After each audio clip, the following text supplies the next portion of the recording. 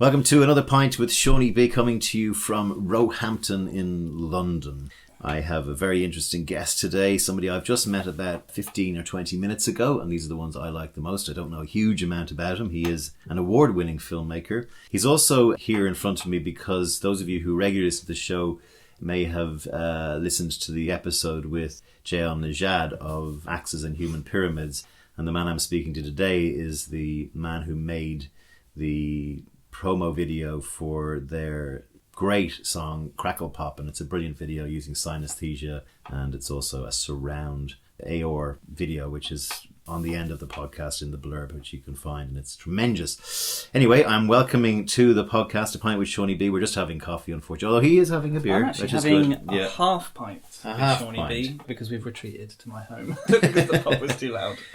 His name is John Lynch. Welcome to the podcast, sir. Thank you very much. Nice to meet you, Sean. So you're a filmmaker, as am I. I have, just as I said to you, made a film, and I enjoy talking to filmmakers about how their lives progress.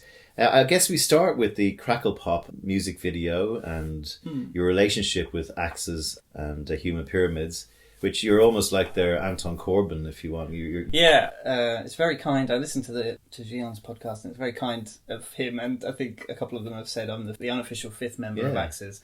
I kind of got into being friends with those guys through All Tomorrow's Parties Music Festival. I don't know if you've heard of it, which is this festival that for like maybe 15 years. Yeah, it's a festival that kind of, I think it's quite a legendary sort of place. I wonder how many really cool artistic kind of relationships have come out of that festival, where they basically used to go off to like these kind of Butlins type places and put on music festivals with all these kind of bands that you'd never heard of before. You'd maybe heard of two or three of them, and then the main acts would curate the rest of the acts. Okay. I used to go to ATP like every year. I got introduced to Stacey, the bassist from Axes, and we hit it off over. There's this in Minehead where the festival used to take place. It's all gone now, sadly. There's this like laughing sailor, terrifying. What do you call it? It's like an amusement thing on the side of the beach. Yeah. Put you some put money a coin in it, and he's like this terrible, scary thing, ventriloquist dummy thing, flops about. And we both just years later. Yeah, exactly. We both had this. We were both strangely drawn to him, and I made a video which had quite a heavily featured this sailor. And I remember sending it to Stacey on Facebook. She then came back to me and said, "Oh well, have you heard my band's music?" That was Axes, who had just started at the time. I remember listening to them, and they were exactly the kind of thing I'm into. Complicated music that is referential to other music, I guess. Music for music nerds. So those who haven't heard of Axes and Human Pyramids, it's a guy called Paul Russell. Yeah. Who's a Scottish guy, but and the rest of the band. They're a four-piece, but they make a hell of a lot of noise, and they believe in doing sort of this crescendo building, upbeat kind of music that puts you in a good mood, quite frankly, and they actually seek that out. And so any of you who want to, even now, pause this podcast and go and have a look at some of Axes or Human Pyramids work on YouTube, you'll see what I mean. You have the art direction for a musical thing, which is critical, I think. I feel very privileged, actually, to have somehow walked into being kind of like the art director for a music band, which is kind of the best of both worlds for me. And Human Pyramids really is the kind of musical embodiment of Paul and his personality. Yes. He is this guy that has... His kind of response to almost anything is, yes, great. Yeah. It's always like a positive. It's always like, let's try it. Yeah. I think maybe that's why me and him hit it off, because a lot of my ideas and where my creativity comes from is often just jumping headfirst into things and having a go rather than intellectualizing it too much with thinking about it. And then you kind of feel like you have to push through and you get things done that way. My reference to Anton Corbijn earlier is done for a reason, because I think, you two were never as good as they were when he was across those three seminal albums of their Acting Baby, Joshua Tree and Rattle and Hum, Yeah, I know what you mean. So tell me the Crackle and Pop story, because Crackle Pop is a classic example of, as you probably said, Paul's energy and the band's energy, and this kind of, it's just a beautiful, they don't have lyrics in their songs, they're musical crescendo building anthem like rock, and it's called math rock, and you can look that up because I had a discussion with that before. But tell me the story about the video and the synesthesia part of it. So Paul sent me I'd known that he'd been working on new stuff because he had he had an album that came out and then subsequently started a band to kind of play it live. I'm actually part of the band. Yeah, you play what little instrument? I play a thing called, I'll show triangle. you. Lead electric triangle. I'll show you it. It's called a charango. It's like a ukulele mixed with a mandolin. And the story as to why I play it in the band is simply that whilst me and my wife we just got married and we went travelling around the world, sort of backpacking, and in Bolivia, I picked up this thing because it was close to the end of our travels and I wanted a souvenir, and I play guitar and I thought, I'll take this back with me. Got home and Paul had just finished this amazing album that he'd sent me. And as a joke, I sent him a video of me playing one of the songs on the charango and said, when you're doing live shows, I'll join. And then he's like, calls me up and goes, "Oh, yeah, brilliant. Yeah, we're doing a show actually." And so I then had to learn how to play all of the songs with this instrument that I didn't have any clue what I was doing. So and then I had to find a way to like plug it in as well and get it through a sound system. And so essentially I conned my way into the human pyramid. Brilliant. And I've basically not let them kick me out yet. In the last gig we played, I actually played a bit of the xylophone and a bit of the glockenspiel. I'm basically trying to make sure I've got my fingers in all the pies so they can't get rid of me because I enjoy it so much. But he got in touch with me when the new album, when he'd started kind of recording it, and sent me Crackle Pop. I was sort of slightly depressed at the time when he sent it to me because the other massive thing I've done recently, which is Eddie, this short film I made, I'd kind of just come out of the process of putting that online and kind of launching it, and I'd come to the end of kind of a festival run with it. I'd basically run myself into the ground trying to promote it.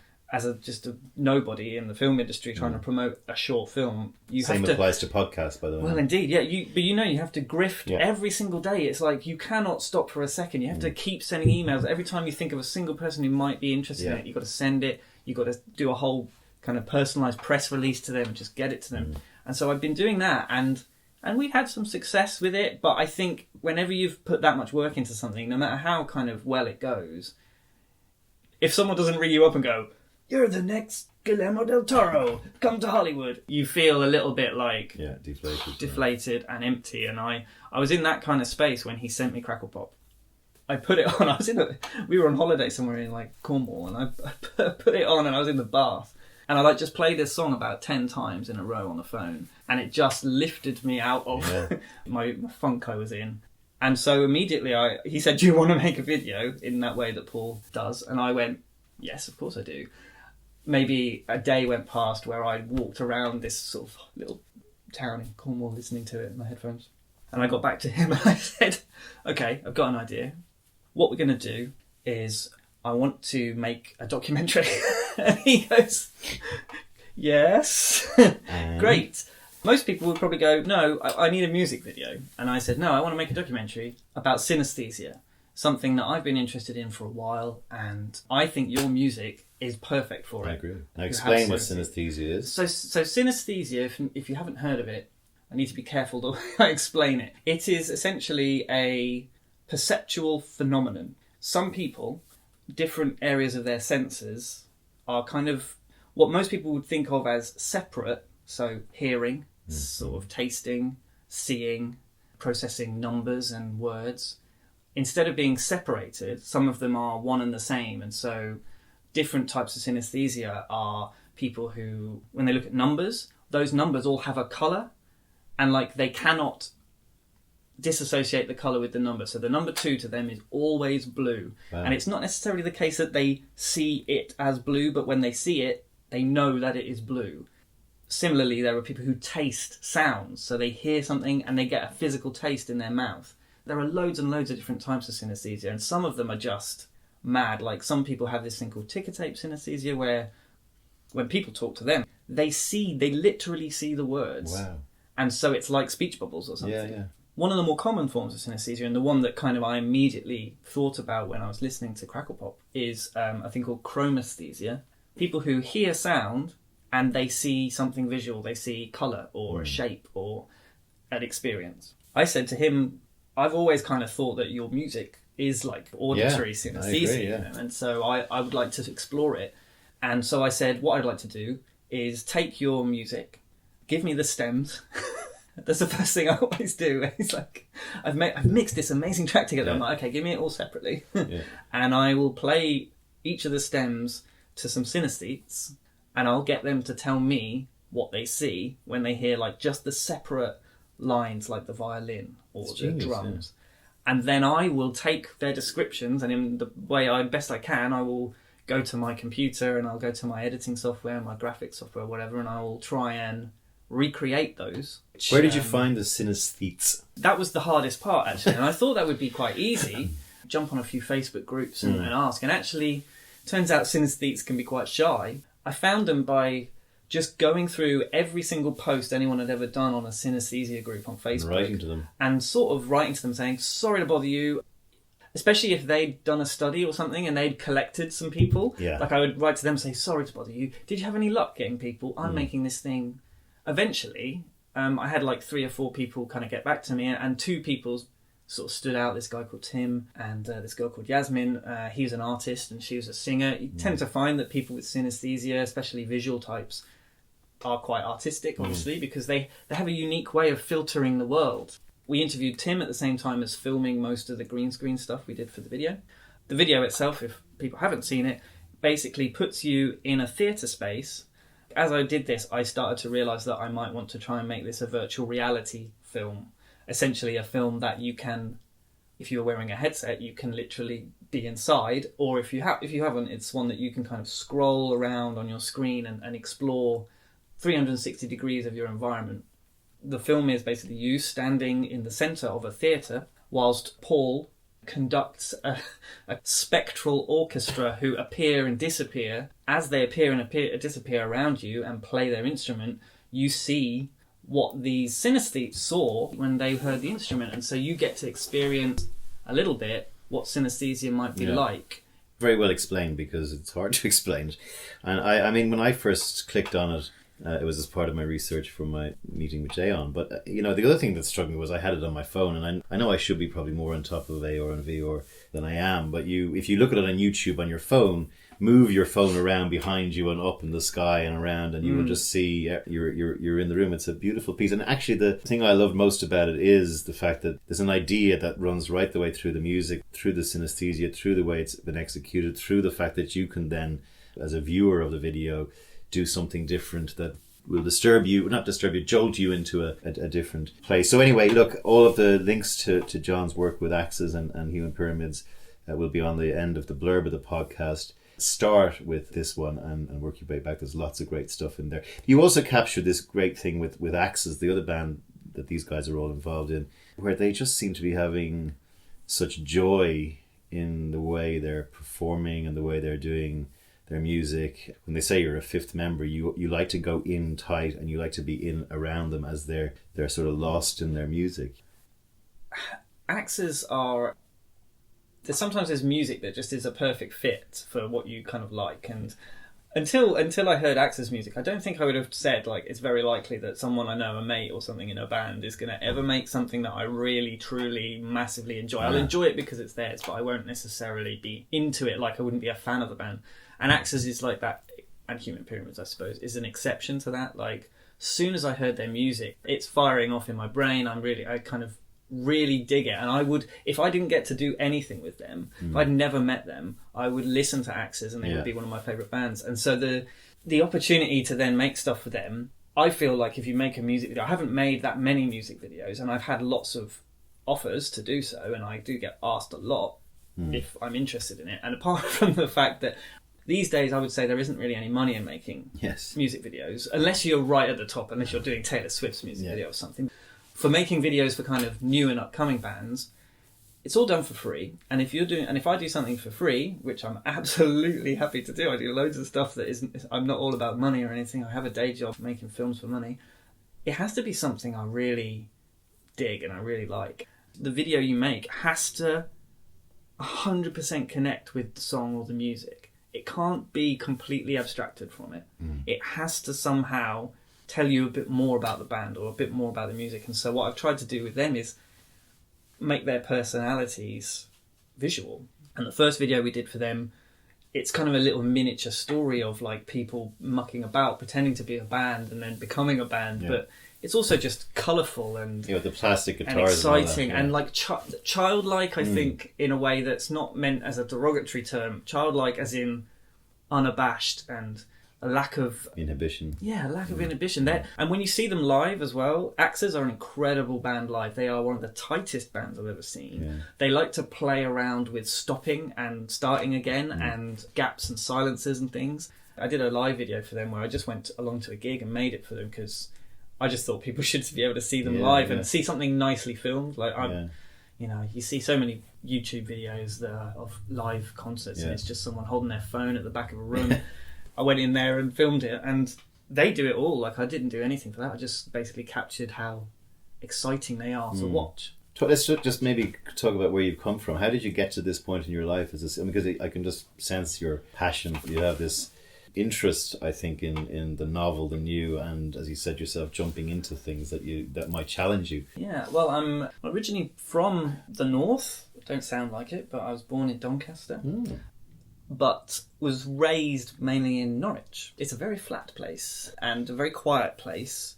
But when I was growing up, Norwich was actually quite an interesting melting pot of people that probably felt like they didn't really fit in Norfolk, which is quite a conservative and place that is very... Well, it has a reputation as being... It has a reputation that might not be very fair, but it certainly is a place that you have to go and find it. And people got together, therefore, and they did things. And I was part of 3 or 4 bands when I was growing up. I was always into music. My dad was massively into quite a lot of very good music, things like Led Zeppelin and what did Beatles. He do? My dad is now retired, but he was a physiotherapist. He worked for the NHS. And my mum sadly passed away, but she was a teacher.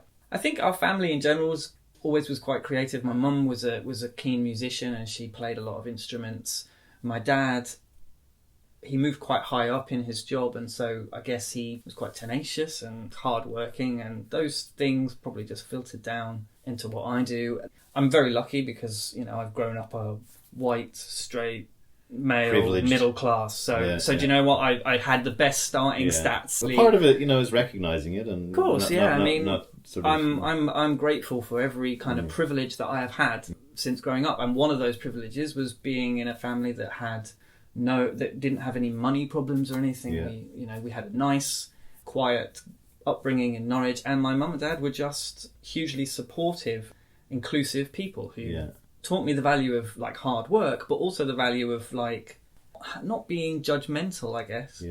Parents are often, even they love you so much, but they want you to do a certain job, or they don't want you to take too many risks because they're worried for you. My mum and dad were just, if I wanted to do something, they just said, well, have a go but do it properly. I think is probably don't their do a their half-hour's advice. job. That's exactly it, and that is the thing that stayed with me my entire life. Good advice, actually. It's meant I've never really feared having a go at something, but the one thing I would fear is doing a half-assed job of it. So then I moved from... So was there a bit of George Bailey, Bedford Falls, have to get out of this place in you? I think everybody who grows up in Norwich is kind of... You split them up into 2 sets of people. The people that feel like they never ever want to leave. And the other people that feel like they absolutely have to. But there's people who want to leave but can't, like Alan Partridge. Well, yeah. Alan Partridge is like... the hero. Well, it's Alan Partridge. I mean, for me, like everyone in Norwich, Delia Smith and Alan Partridge. Delia Smith, and that kind of sums up. And maybe to a lesser extent these days, like Ed Balls, weirdly, because he's the chairman of Norwich City Football Club. Right. But, as a kind of teenager, I kind of always assumed that I would go somewhere else and do something. Right. I'd never really had a clue where, and it was when I started getting into kind of film over music.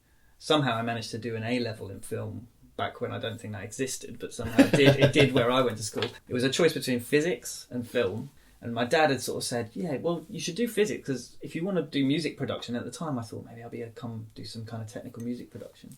Do physics, that'll be a really good scientific way. That whole physics film thing. Well, I guess he was right in a way in that you understand all kind of things about music if you understand physics.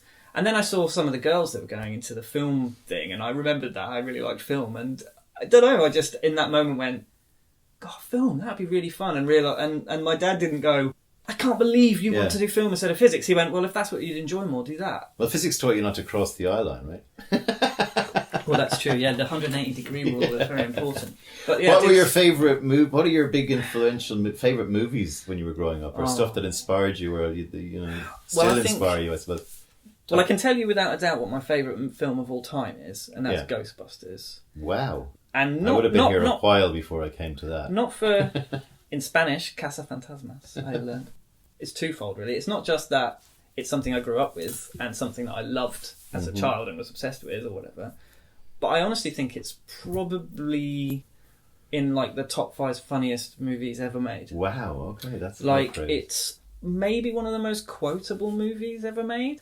It's a bunch of people, Harold Ramis, Dan Aykroyd and Bill Murray, at the absolute top of like their game, and it's a film about nothing. It's a film about nothing that came out of nowhere. Such a weird film. Like, why would you make a film like this? You couldn't possibly make a film like that again, almost. It is one of a kind, apart from Ghostbusters 2, but we don't talk about that. Yeah. But mine is my favourite movie is It's a Wonderful Life, which I just referenced earlier, but Life of Brian would be my number 2, which I would vote by stretch as the funniest movie. And my number 3 is The Big Lebowski, which I find kind of funny as well. But Ghostbusters, I mean, Ghostbusters, I suppose I'm a generation ahead of you. It was...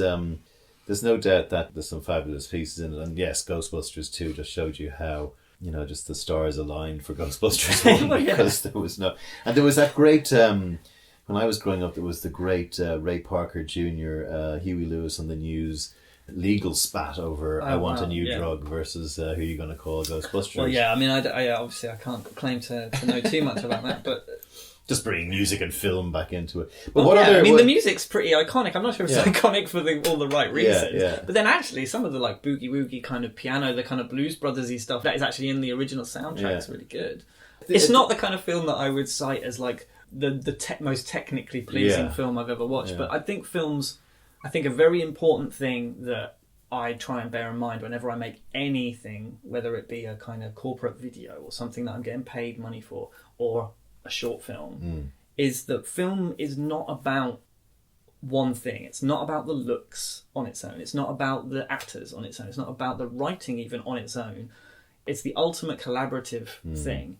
Ghostbusters just gives me more joy than any other film. Right. And that's all you need for it to be a film. It doesn't even have to be a good film. What sort of movies would you say to like a young up and coming filmmaker like to watch? What would you? Yeah, things that maybe people haven't heard of. Yeah. So films that certainly had an effect on me when I was learning about film and would be things like Matthew Kassovitz' La Haine. La Haine's spelled La Haine, Haine. It's a film set in the banlieue in Paris, so like the kind of urban outskirts of Paris in the 90s. And it's about these 3 young guys, an Algerian guy, a black guy and a white guy, who are all friends. And there's a lot of kind of racial tension at that time in Paris. Police brutality was a massive kind of cause of friction and stuff at the time. It just follows these 3 guys after they find out that the police may have killed someone they know. They're in a coma or something, wandering through Paris, and it's shot entirely in black and white. Presented in black and white, I should say. I think it was shot in colour. It's just one of the most beautiful films I've ever seen, and it's also this film that has this raw political kind of the moment tension running throughout the whole thing. And that was like my first experience of film as something other than, say, like 80s sci-fi films, which is my other love, And what else? What other ones would you there? Well, another one, again, another foreign one. I'm not like a big snob about foreign films or anything, but I think people probably don't watch them as much as they would an American film or a British film. So if I can ever... No, it's better that we have ones like this. So there's a filmmaker called Michael Haneke, who is art house filmmaker. A film he made called Funny Games. A middle-class family who go to a boathouse to go on holiday. Then a young man dressed entirely in white knocks on their door, asks to borrow some sugar, comes in with his friend, who's also dressed entirely in white, and they're both wearing white gloves, and then it's a little bit weird. Family let them in, and then they essentially kill the family one by one. It's a real funny comedy. And it's a film about the way that violence is portrayed in Hollywood, in that instead of seeing the moment of violence and then not really ever seeing the consequences, which is how superhero comic book films, you see the hero punch the bad guy and then they walk off or whatever. This is one where you never see the act, but what you see instead is the aftermath. And I won't spoil it for anyone, but I mean, it's quite graphic, and people apparently walked out of the cinema when they saw it and stuff. And to be honest, I don't believe that. I don't believe it whenever someone says people walked out of the cinema, because surely you want to know what happens. Yeah. I think there's a lot of marketing hype. There was one ad recently where people were vomiting in the cinema. I didn't bother going to see it because I don't particularly like horror. But that's also good, because anyone who's into horror, and there is a huge then they want to see that they film want to see the one. Vomit, yeah, exactly. It was something that could be both a tense film that you cared about a lot when you're watching it, but also something very subversive. It plays a lot with a thing called action code and signifiers. So like, you know, when you see a shot of a penknife on a floor and it's lingering and you think that's going to be important later, and what it does is it plays with your expectations, whereby it gives you some of these things, and you get to these moments where you're like, oh, this is where the guy finally overpowers them, and then they just like boop, they like knock the penknife into this like lake and it's gone. And that's it. The hope of this person ever surviving is gone. It really kind of plays with your emotions. And Michael Haneke, I got into him after that, and he's a really brilliant filmmaker. I love anything that allows you to like build up some kind of reasoning, Infinity or whatever. Yeah, and then flips it, because actually that to me is what life is like. Life is like thinking Donald Trump or someone is a really funny bloke to watch on a TV show, and then he's president, and suddenly it's not funny anymore. Yeah. Thinking Kevin Spacey's a brilliant actor, and then hearing about stuff and having to like understand that there is a tension there. You have to, can you change your opinion on people? And it's hard. Also, I love anything that forces you to. Also having a kind of a semi-suspicion that he's not quite right, and then suspending that because you like what the person's doing, and then finding out and Jimmy Savile, etc. Right? You know what I mean? It's, when the Jimmy Savile thing broke in America, my American friend said, "Wait, you guys went for 30 years thinking this guy wasn't." I know. You know what? Good point. a really good tie-in here, actually. If we talk about Eddie later, is that where we shot Eddie? It's like 2 minutes down the road from his house. Right. Let's get on to Eddie. Anyway. So Eddie is another movie which is available to watch. It's available to watch online right now for free. Okay, I don't like to say on YouTube. That's where I watched it. But you can watch it on Vimeo, or you can watch it on YouTube. Yeah, I loved watching it. It's a short film. It looks like it was shot in Scotland or Wales or somewhere. It is, shot in sort of northwest Scotland in the Glencoe area. So it's a remote medical station or something where there's a guy who seems to be living with one other guy who's clearly gone crazy, and this guy seems to be monitoring him every day. And you take it up from there and tell me where it came from. What is it about? So I describe Eddie as a film about an employee and his struggles coping with extreme boredom, a mute and terrifying looking bloodied companion, and also a kind of mystery that he doesn't really want to solve. And a pen. I guess, and a pen, and a gold pen, which I didn't realise was going to be like the centre of theories about the film. It's so cool when you make something and then people actually bother to come up with crackpot theories about it. Obviously, I don't want to give away it's a spoiler. What happens. I don't want to spoil anything. And all I will say is... It's only 10 minutes, so if you can't afford 10 minutes... Exactly. Don't worry yourself too much about the pen when you're watching it now that we've mentioned it. It's not. It really isn't that important. It's just a metaphorical joke that I think probably gets missed and gets interpreted as something else. Yeah.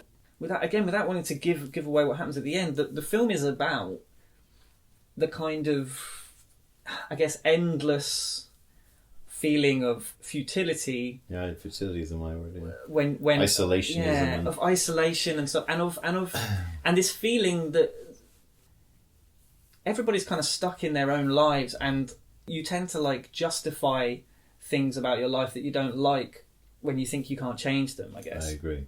When you watch films, often it's like the good guys versus the bad guys.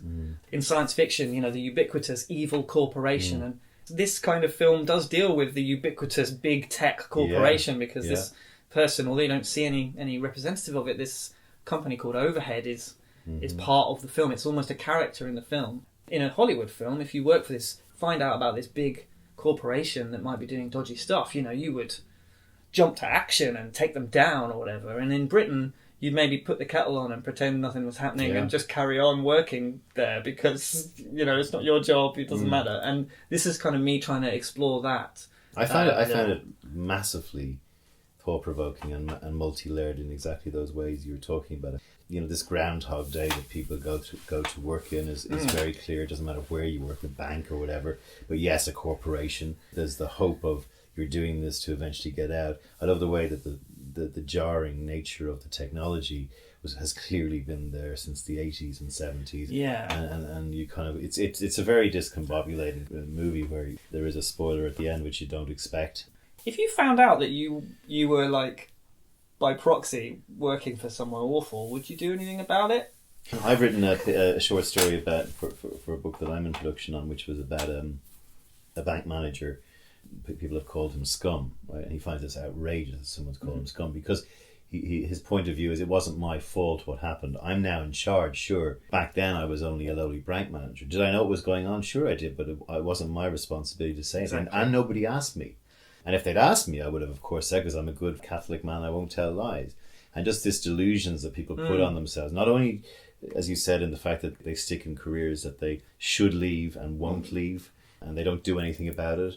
And then when they're in a career, particularly in the ad business, there's been some accounts I've worked on that are borderline unethical. Certainly the stuff that we're saying in our advertising is fucking a lie. And we all kind of go, oh, well, it's just advertising. But, that questionable sort of ethics runs through capitalism across. It does. It's not just the cigarette boys and the oil companies. It's something as like, if you are a left-wing person, then you obviously, or someone that believes in social inclusion or in trying to help people out who are in dire situations as opposed to helping people at the top of the run.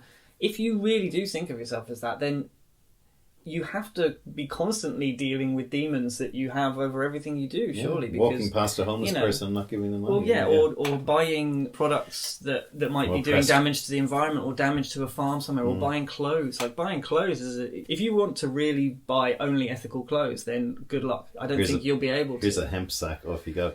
One of the things that you just touched on there, and again, it's worth maybe us two having a chat about this, because I wanted to talk to someone about it, but this whole idea of right versus left, which is just getting so fucking polarized, it's ridiculous.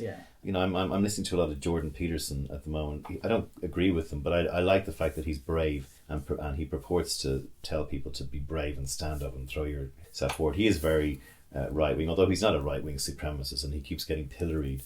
I don't know whether you know him. He's a Canadian philosopher and clinical psychologist. But his point is, we must be very careful with the way the left is going. Particularly, he took a stand on all these pronouns. The 31 different pronouns that people want to call themselves, Zim and Zer and all this kind of stuff, which has actually gone into law in Canada. And he's refusing, at the risk of being arrested, of using them. He was as a boy, a girl, whatever. And his point then goes, well, that will quickly gravitate towards Marxism, where you're actually making laws on what people can say, which is fair enough, but I don't think it's a bit dramatic. But you end up at a point where it seems to me that it seems like it's such a sad situation that people wanting to kind of feel comfortable in how they're addressed and who they address other people can become something so charged with politics and become something that people are forced one way or the other to do, and rather than just being considerate of just difference, I guess. I don't know. It's tribalism and identity politics, and his view is that's what caused communism and Marxism and Mao and all that. But my point of view is that, you don't have to go from one to the other. Like what you just said earlier is like, if everybody who made millions of dollars just paid their taxes, right, weren't allowed to have loopholes, just paid like the average guy in the street, the amount of money that would come into economies. Ireland goes, maybe all these millionaires and billionaires would leave, and they give money to schools. No, they just pay their taxes. They can keep the rest. Yeah, and where would they go? And if that everyone money did it, where would they go? And also, Ireland's quite a nice country, and people pay a premium to live there, as is the UK. Again, like the same thing was chatted about this country. Like, if this country raised, I can't remember what it was. It was something in the Labour manifesto or something about raising corporation tax or something to a certain degree, and people saying, oh well, businesses will leave. And then you look at a table of stuff and you think, well, no, even if you raise it, it would still be a very people are going to look at what is on offer, not the imaginary of what used to be on offer. And I think that's the thing. That's something very, very inbuilt into human psychology, is this idea that if you've had something once, then you feel immediately like you have the right to have it forever. You feel that being taken away far more than you feel anything being given to you in return. Yes. And that's such a natural kind of human thing. Yeah. And I think it's a responsibility of people, if they can have any responsibility of themselves, to kind of fight urges like that, to try and... It's okay to lose a privilege, I think. It's okay. I wouldn't mind if my prosperity went down a little bit if it helped more people come up. I saw David Mitchell on a TV program or something, and he said that the current tax system in this country is essentially a tax on your conscience. Because you can, if you want, pay almost nothing if you can square it off with your own conscience. And that's insane. Like, you shouldn't have... We shouldn't be allowing people to tax on their conscience. We should be just going, you pay this.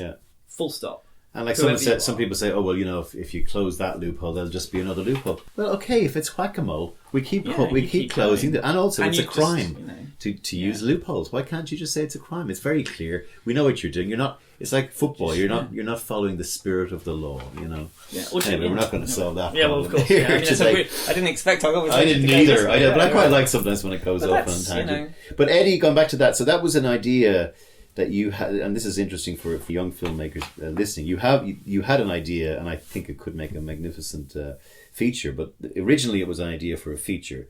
So, Eddie actually started life as a feature film project, and that feature film project is still ongoing.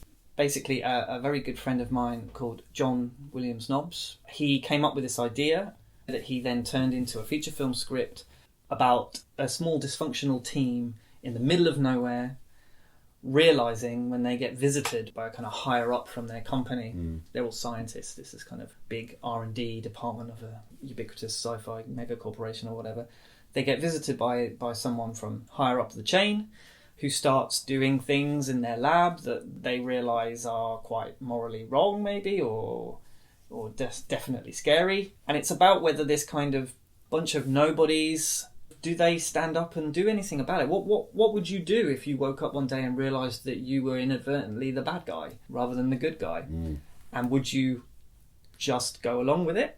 Or would you do something about it? And especially if you didn't really like the people you worked with and it meant teaming up with them. That was kind of the idea. And we scripted it and we've worked on numerous drafts, and we kind of...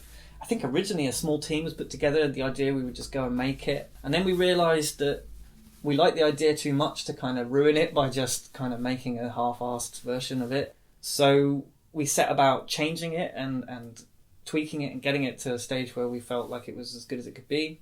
Yeah, we kind of hit a dead end because, like with all scripts, unless you have somebody who wants to buy it off you or somebody who wants to invest, bankroll it, you can't do much about it. And although I'd been at this point, this is maybe like 3 years ago now, you know, I've been working for 7 years at that point. I've got things under my belt. I've not actually really made a film at that point. I had been running a film festival, and that had been taking all of my time away from actually doing the Edinburgh film Fringe. projects. Yeah, that was a short film festival that I started by accident and ended up doing for 6 years. And so we just sort of brought that to a close, and I said, well, why don't we just go and make something so that we can, if we were going to go and ask people for money, they go, well, what have you made already? Well, here's what we made. Not just here's a film we made, but here's a film that is is a spin-off from this. This is the world we've created already. This is the characters. These are the emotions. Here's the style. Here's everything for you in a small, digestible version. And so we decided to make a short film. If you take a film like Whiplash, the director actually made a short which was based on one scene from Whiplash before he actually made the feature. So he did that, and suddenly it went to Sundance and people started getting interested. And that's now quite a common route, I think, into getting a feature film off the ground, is to make what's called a proof of concept. We decided to make a proof of concept, but we also realised that our finances and our resources were quite limited, and so we should make something that does stand on its own. Yeah. So we wrote a little side story, sort of maybe a prequel, you might say. It might be set before. You did a great job. It's beautiful to watch. I urge anyone listening to seek it out. One of the things, when you look at your work, or I look at your work, and you look at something like Eddie versus Crackle Pop, and even listening to you today, you have this lovely kind of yin and yang within you about lightness and darkness and vibrancy and dystopianness, and that's a very kind of powerful compass that you have going on there. And, there's echoes of Westworld, I think, in what you're talking about. I believe you've picked that up yet, that new show. I haven't actually seen that. It's not very... It's full of holes, but it makes you think. Oh, everyone's talking about what the future so is. But you have a young daughter. What does the future look for you in regards to that question? And you definitely have both sides at play in you, right? Yeah, I mean, what you're saying about light and dark, I think it's really important.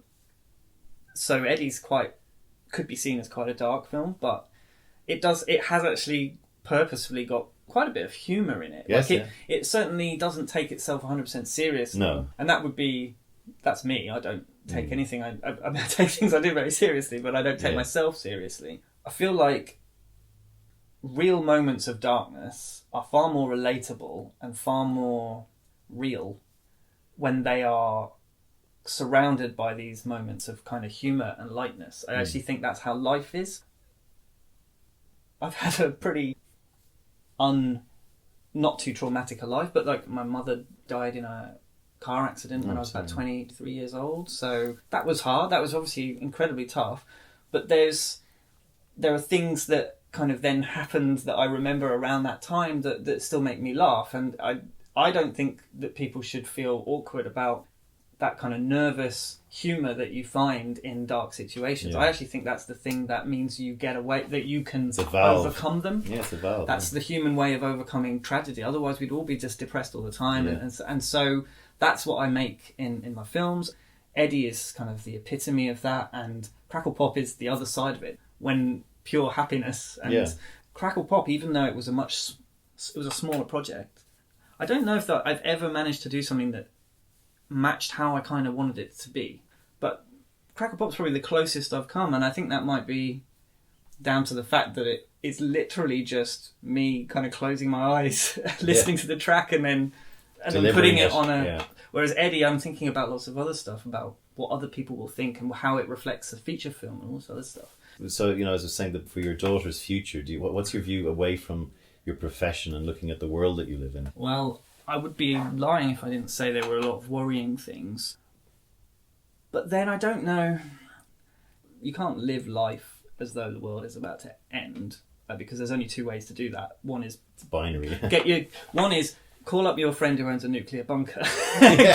go and live there. I know where you're going to be found. Which I do actually now have as an option, thankfully. The other option is you live life like you're going to die. And to me, that's kind of a feeling that sort of slightly leaves you the moment that you see your newly born child. Suddenly that kind of feeling of fearlessness that that disappears, and you realise that there's something else. Did you find when you had your daughter that you had to change a little bit? Oh, a lot. With that responsibility? A lot. I think that is the main responsibility of people who have children, is that they need to understand that their life can't be the same as it was.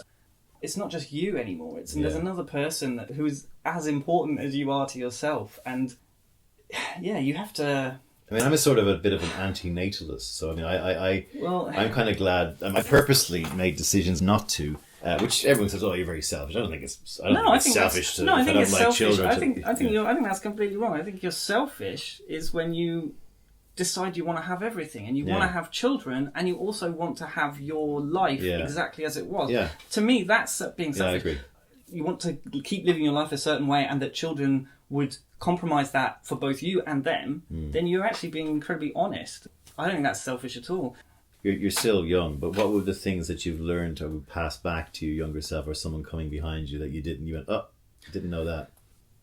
It's a difficult thing to make anybody realise, and I still struggle with it now. If you want to do something, just do it immediately. Don't think about it. The more you think about it, the harder it's going to get.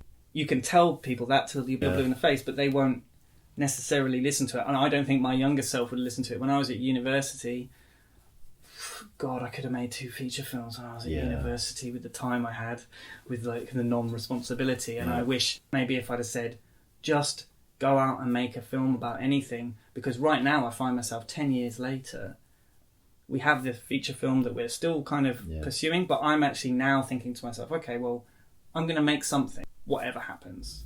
And in the next couple of years, I will have made a feature film, whether it is that one, the overhead film, or whether it is something that I'm going to just concoct and make, because I realised the longer you leave it to do any of that stuff, the harder it gets and the more the doubt and things kind of set I think in. one of the things I look back on as well I is have to slap myself constantly to keep myself moving forwards rather than like convincing myself to take a step backwards.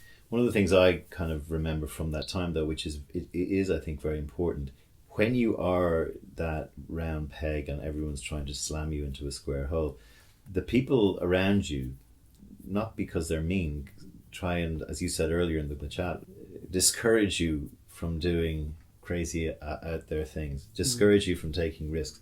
That will never work. No one will make a movie in Ireland. You can't make any money from being a comedian. Yeah. You'll never get anything on television. Go and take a job in a bank. Yeah. Well, the other one is like, well, you're going to have to move out of London because you can't afford a house. Yeah. Maybe a few years ago, my wife and I, we would have said, God, we're going to have a family soon. We need to have a house. Like, oh God, you've got to have a house. We're going to end up having to move out. And we actually live very close to my parents-in-law, and so we actually have childcare from them today. In fact, my daughter is with them. Okay. We love where we live. Now we actually have a child. We've realised that, well, we're going to stay probably here as long as we possibly can. Like, people who move out, you don't come back. You don't come back. Before you know it, you'll be back in Norwich. If you love a place or whatever, well, but if I go back to Norwich, I want it to be because I want to go there, not because I felt like for financial reasons or whatever. I had to stay somewhere else. I'd only do that as a very last resort. So my mother-in-law is Irish. One thing I'm very happy about is my daughter will have an Irish passport. That to me is something that is a huge relief. She'll be able to bring you over to Ireland in your dotage. My wife has an Irish passport, and my daughter will have. And I'll just jump in the back of a lorry or something and get over there. They'll be able to get you. Don't worry, we'll be when welcoming the shit hits the fan.